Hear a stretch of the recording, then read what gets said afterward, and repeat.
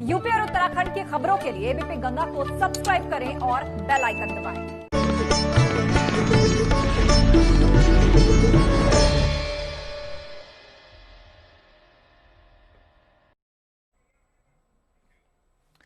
नमस्कार, स्वागत है आपका एबीपी गंगा में। मैं हूं आपके साथ प्राची पाराशर। कृषि कानून के विरोध में आज किसान संगठनों ने भारत बंद का आह्वान किया था। भारत बंद के दौरान उत्तराखंड में मिला जुला असर दिखाई दिया। कहीं पर दुकानें खुली रहीं तो कहीं पर बाजार पूरी तरह से बंद रहे। इस बीच किसान संगठनों ने कृषि बिल को लेकर प्रदर्शन किया।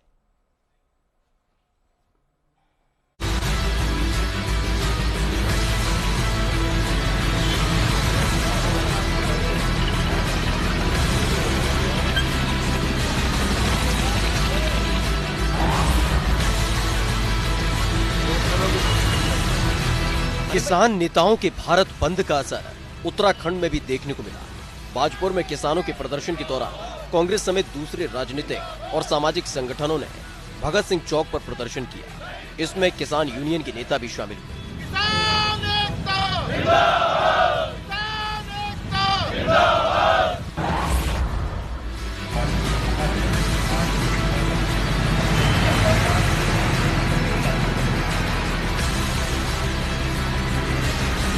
उधर हल्द्वानी में भारत बंद का असर दिखाई दिया। कोलापार से सैकड़ों किसान ट्रैक्टर ट्रॉली में सवार होकर हल्द्वानी बाजार पहुंचे।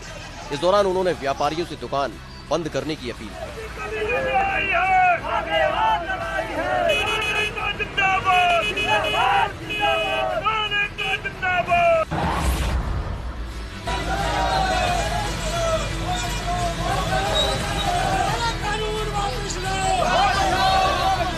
भारत बंद के दौरान हरिद्वार के तमाम बाजार खुले रहे, मगर राजनीतिक दलों ने कृषि कानूनों को लेकर विरोध प्रदर्शन किया। कांग्रेस कार्यकर्ता ट्रैक्टर ट्रॉलियों पर सवार होकर विरोध जताते नजर आए।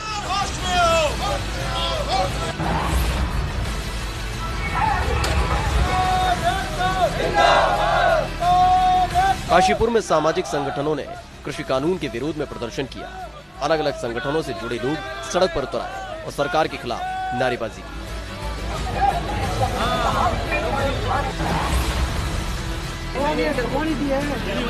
भारतीय किसान यूनियन के बैनर तले खटीमा में किसानों ने प्रदर्शन किया। भारत बंद को कामयाब बनाने के लिए किसान सड़क पर उतर आए। इस दौरान किसान यूनियन से जुड़े कार्यकर्ताओं ने शहर में घूम घूम कर दुकानें बंद कराने का आह्वान किया। इसके साथ ही कांग्रेस ने भी किसानों को अपना समर्थन दिया।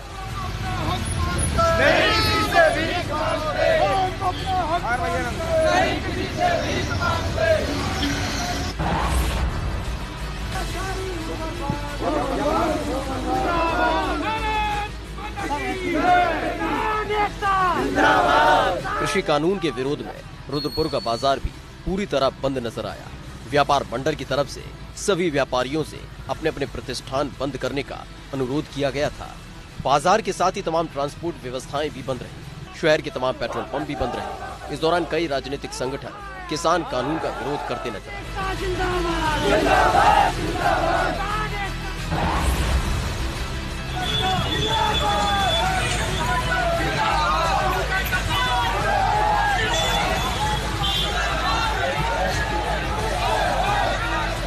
लक्सर में भी किसानों ने बड़ी तादाद में इकट्ठा होकर प्रदर्शन किया। इस दौरान बाजार को जबरदस्ती बंद कराने की कोशिश भी की गई, जिसे लेकर लोगों के साथ दुकानदारों की नोकझोंक हुई। किसानों के हंगामे की वजह से रोड घंटों तक बाधित रहा।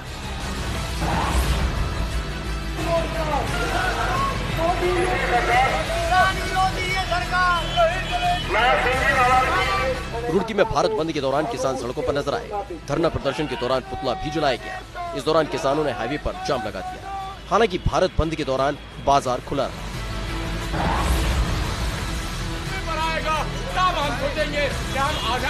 पहाड़ पर भी भारत बंद का मिला जुला असर दिखाई दिया।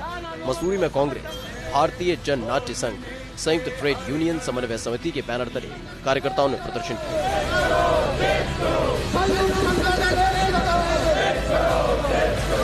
मगर भारत बंद के बावजूद भी पहाड़ों की रानी का बाजार खुला रहा। Bureau report, ABP Ganga. Dehradun में कांग्रेस ने कृषि कानून के विरोध में प्रदर्शन किया। हंगामा बढ़ा तो पुलिस ने कांग्रेस के कई बड़े नेताओं को हिरासत में भी ले लिया। कांग्रेस का कहना है कि वो किसानों की मांगों को उठाती रहेगी।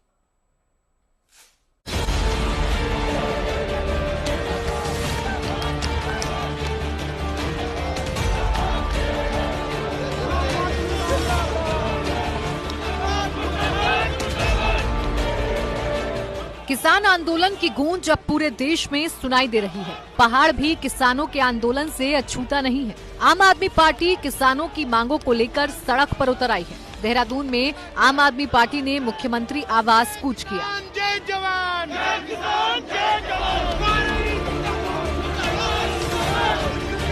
आम आदमी पार्टी किसानों से हमदर्दी जता रही है। आप नेताओं का कहना है कि केंद्र सरकार का फैसला किसानों के हित में नहीं है। किसान एकजुट हो चुके हैं पूरे हिंदुस्तान। वहीं किसानों के भारत बंद के आह्वान पर हल्द्वानी में भी प्रदर्शन हुआ। नेता प्रतिपक्ष की अगुवाई में कांग्रेस ने पंचायत की तो दूसरी तरफ भारतीय कम्युनिस्ट पार्टी के कार्यकर्ताओं ने धरना प्रदर्शन किया। कांग्रेस का कहना है कि जो किसान देश को अन्न का दाना उपलब्ध करा रहा है, केंद्र सरकार उसी की आवाज को दबाने की कोशिश कर रही है।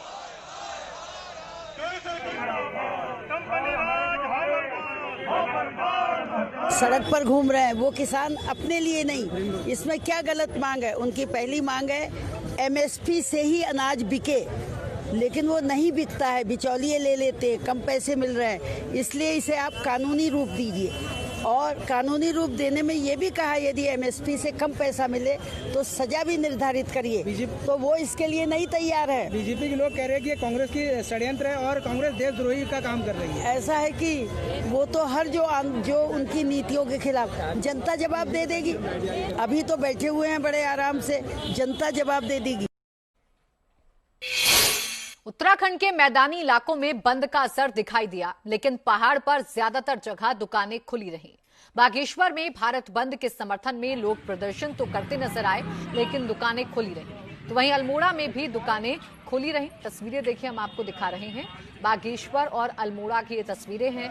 किसान आंदोलन का मिला जुला असर उत्तराखंड में देखने को मिला है। पहाड़ों पर किसान आंदोलन तो नजर आया, लेकिन बाजार पूरी तरीके से बंद नहीं हो पाए। बाजारों में जो दुकानें हैं वो खुलती हुई नजर आई।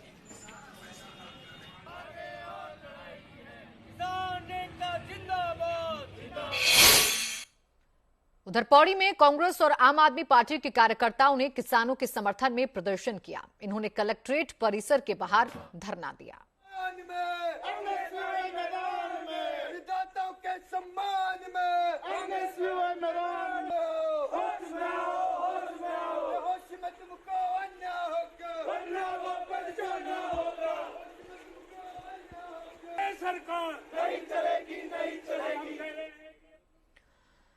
बढ़ते आगे अहम खबर का रुख करते हैं। कल त्रिवेंद्र कैबिनेट की बैठक होगी। सिंचाई, पेयजल, गृह विभाग को लेकर चर्चा होगी। इस बैठक में स्वास्थ्य, आवास विभाग को लेकर भी चर्चा संभव है। पुलिस विभाग से संबंधित फैसले भी सरकार ले सकती है। सीएम की अध्यक्षता में सुबह 11 बजे ये बैठक होगी। तो ये अहम खबर आपको बता दें, कल उत्तराखंड में त्रिवेंद्र कैबिनेट की बैठक होगी। सुबह 11 बजे सीएम की अध्यक्षता में ये बैठक होगी, जिसमें तमाम अहम प्रस्ताव पेश किए जाएंगे। उत्तराखंड में 2022 के चुनाव को लेकर माहौल सियासी हो गया है। अभी कुछ दिनों पहले पूर्व सीएम हरीश रावत ने चुनाव जीतने पर मुफ्त बिजली और पानी का वादा किया था। आम आदमी पार्टी अब इस पर सवाल उठा रही है। मुख्यमंत्री ठीक तरीके से होमवर्क करवाएं तो वो अभी भी आज के दिन भी 100 यूनिट तक की बिजली को लोगों को मुफ्त दे सके। उन्होंने कहा ऐसा अब पार्टी के अंदर इस पर कोई चर्चा नहीं है।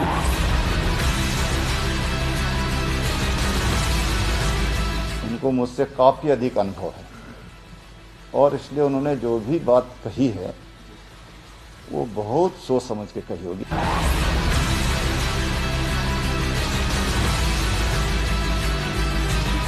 बिजली नहीं आती तो अपने आप फ्री हो गई, जब आएगी नहीं तो फ्री, पानी मिलेगा नहीं तो फ्री, बिजली दोगे नहीं तो फ्री।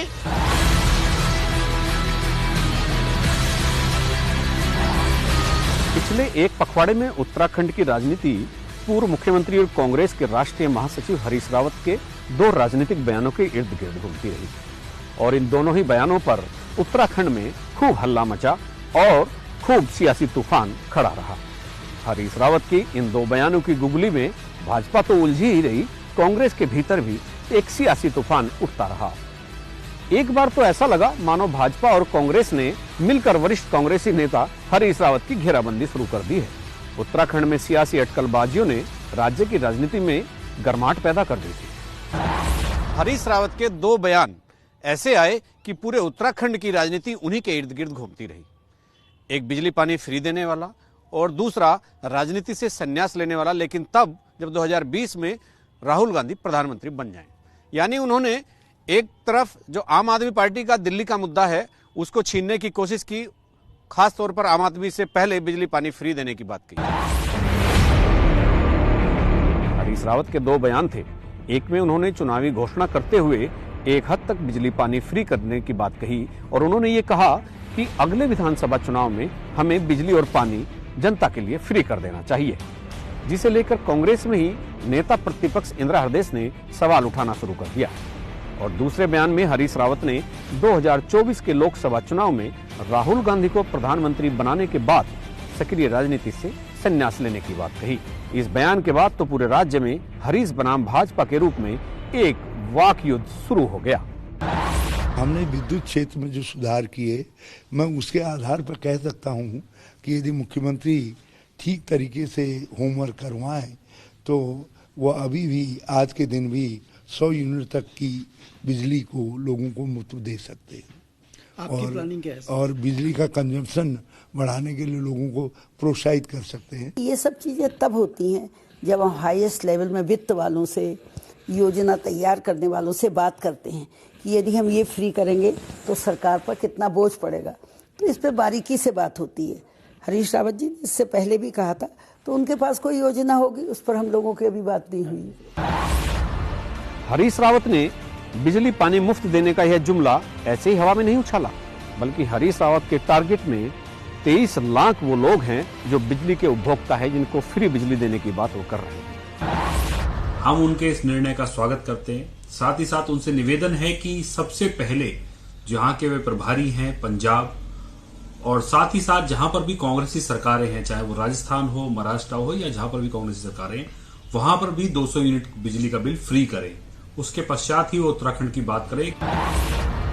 भले ही दिल्ली में अरविंद केजरीवाल ने इन्हीं दोनों घोषणाओं के दम पर 3 बार चुनाव जीता हो, लेकिन हरीश रावत ने इस मुद्दे को यहां पहले से ही लपकने की एक कोशिश की। अरविंद केजरीवाल ने इतनी लंबी लाइन खींच दी है कि अब उसे तो कोई मिटा नहीं सकता, क्योंकि वो बड़ी बड़ी गहरी लाइन है।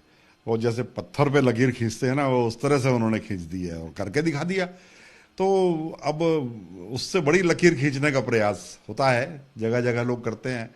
तो ये मुद्दा हरीश रावत जी आम आदमी पार्टी से छीनना चाहते हैं।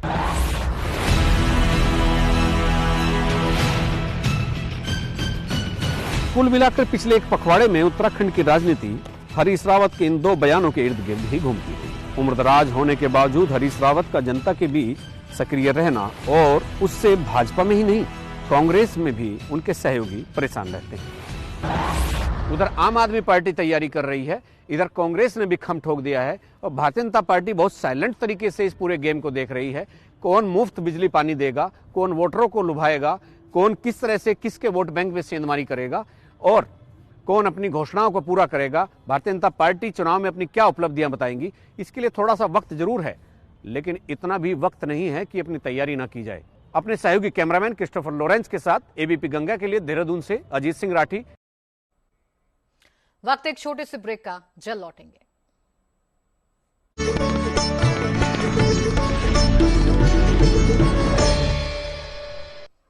ब्रेक के बाद स्वागत है आपका। श्रीनगर में एक शराबी युवक विश्वविद्यालय के कुलसचिव के कार्यालय के अंदर घुस गया और उसने हंगामा कर दिया। इस बीच छात्रों ने इस शराबी युवक को पकड़ लिया और इसकी पिटाई कर दी। छात्रों का कहना था कि विश्वविद्यालय में छात्रों को आसानी से मिलने नहीं दिया जाता है, तो ऐसे में एक शराबी को कैसे कुलसचिव ऑफिस में घुसने दिया गया।